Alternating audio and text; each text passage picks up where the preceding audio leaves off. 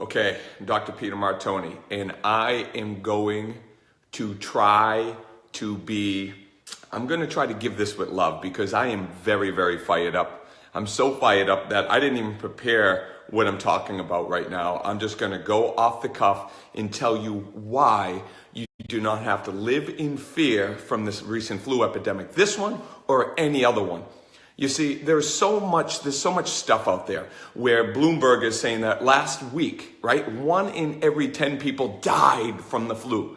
Well, just to give you a little bit of statistical information, if it was 1 in every 10 people, and this is published, you can look at this online, 1 in every 10 people died from the flu, okay, who died last week. Well, 56 million people in the US die every year. So if you take that information, that would be 1 million people basically a week that die. That would be 1 million people. And of that would be over 100,000 people died from the flu, right? The CDC says, you go on their website, to date, only 63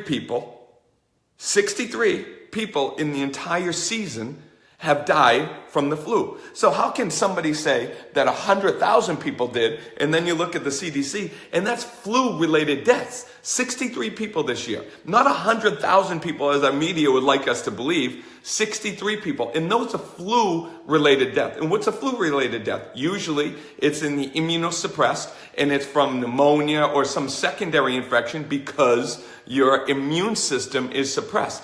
So it's not the seed, it's the soil. What does that mean? Well, all right, first let's go. I know I'm fired up, and I told you I was fired up just because I am hearing so much stuff in my office of people not wanting to take trips, not wanting to go on the airplane, wearing masks, because this is what people, groups and groups of people are getting sick from the flu all over the place. And my question is to people, where does the flu go during the summertime?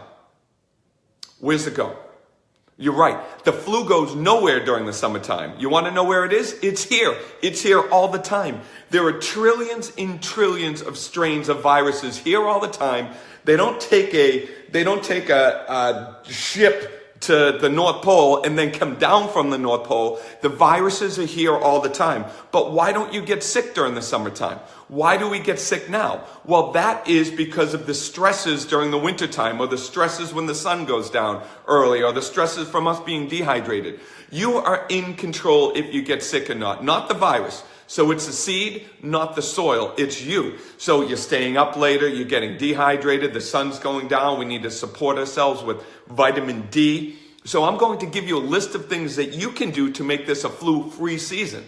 And you don't have to live in fear, because it's not the person that coughs on you that gets you sick. You're already sick, and you're going to continue to get sick, whether it's the flu, whether it's another opportunistic virus, whether it's strep throat.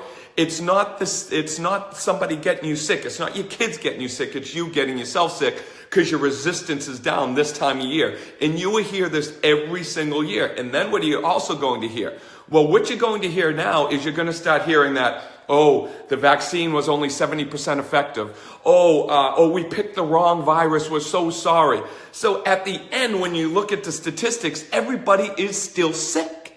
And that is why when you're vaccinating yourself against strains of flus that in April they're going to decide what you're going to get next year, and then it's going to be a horrible epidemic. It is the stresses, it's the weather patterns. These are the things that we need to look at to protect ourselves and to protect our children. So I'm going to give you pillars that are going to be able to keep you healthy. These are the pillars of health that I live with my family, and I have never, ever, I'll travel anywhere. I don't care. Spit in my eye if you have the flu. I've had people coughing at me who had the swine flu back years ago, and then I documented myself through that process. You don't get sick because you're exposed. You get sick because you have a lowered resistance. So I'm going to give you 5 things right now to be able to support your immune system. Number 1, most critical of all of them, right? I'm going to actually maybe a hierarchy of things that you can do. Number 1, sleep. You got to get sleep, and you have to get more sleep than you do during the summertime. That is because the sun goes down. And as the sun goes down earlier, now we're kind of coming out of the season, but as the sun goes down earlier, you need more sleep. And if you're going to stay up later, right? So if you don't, I'm not going to sleep at 6 o'clock, I go to sleep at 9 o'clock, you need to supplement that vitamin D that you get from the sun. So I know it's a little late, but supplementing with about 20,000 IUs of vitamin D per week, right? So you want to sleep and have vitamin D. Number 2, hydration. The air is much, much drier in the wintertime. That is super important. Just like if anybody has a fish tank in their home. If you have a fish tank, the water evaporates quicker. You are a walking humidifier. You are a walking humidifier. You are losing hydration all the time. Like right now, I have short sleeve shirts on. I'm evaporating. That's why your lips get dry, your fingers get dry during the wintertime. So what you want to do is you want to drink half of your body weight in ounces of fluid every day. And that is super important, no more important than during the wintertime. Another thing that you can do, this is something that people miss. This is, it's one of the core principles that I use is warmth. Heat your body core temperature. The reason why we get fevers, and this drives me crazy when people try to bring down fevers, but we get a fever because our body's immune system works at a higher temperature, works more efficient as a higher temperature. Let's say it turns on at a higher temperature. So you have one or two things you can do to boost your immune system. You can wait till your body gives you a fever, because a fever is the metabolism just using enormous amounts of resources to keep your body core temperature up. And now your body core temperature is at 99 degrees, then your immune system turns on. Or you can put yourself in a hot shower, bundle up really, really warm, put yourself in a sauna for 20 minutes, get yourself really, really, really warm, and that will give you a significant boost to your immune system. So, number 1 is sleep and vitamin D. Number 2, you want to stay hydrated. Number 3, keep yourself warm. Number 4, you want to eat green. You want to have live foods. You want to get live foods into your body in order to keep that life into your body, because during the wintertime, we tend to crave carbohydrates. A lot more people are eating, carbohydrates and like pastas and things like that. You want to get that stuff out. 2 salads a day, eat green. And then number 5, the 5th one, is get yourself adjusted. An adjustment which keeping your spine in line will help support your immune system, will help boost your immune system. Research says by 200%. It's incredible. Keeping your spine in line helps your immune system and your body function more efficiently. Because when we're sitting here like this and our body is out of alignment, our nervous system gets suppressed. And if our nervous system is suppressed, it's controlling everything. Nervous system is suppressed, digestive system is suppressed, and immune system.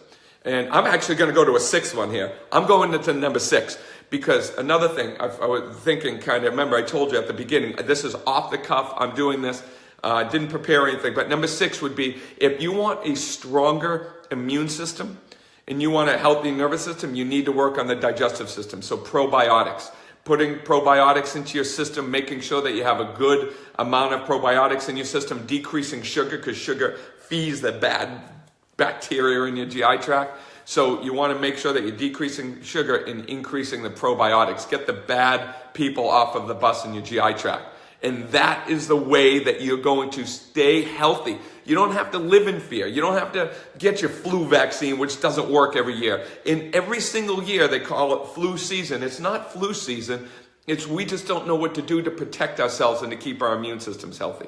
And when you get sick, let your body go through those cycles. That's a totally different talk. If you want, on my website, atlantiswellness.com, you can go to health workshops, and I give a whole thing on how to boost your immune system by 200%. So thank you. Don't live in fear. Hopefully this helps. If you have any questions, comment on this, share it out. I'm trying to get this information out because there's so much stuff out there in the media that's making people live in fear, and I'm sick of it. I want to be a part of the change, be a part of the solution. I want to be the change I want to see in this world. I want to see people living healthier. I want to see people holding themselves accountable to their lifestyle choices, and live where our kids don't have to live in fear, because fear just causes a bad environment. Thank you so much for tuning in. Share it out. Comment if you like it. Thank you so much.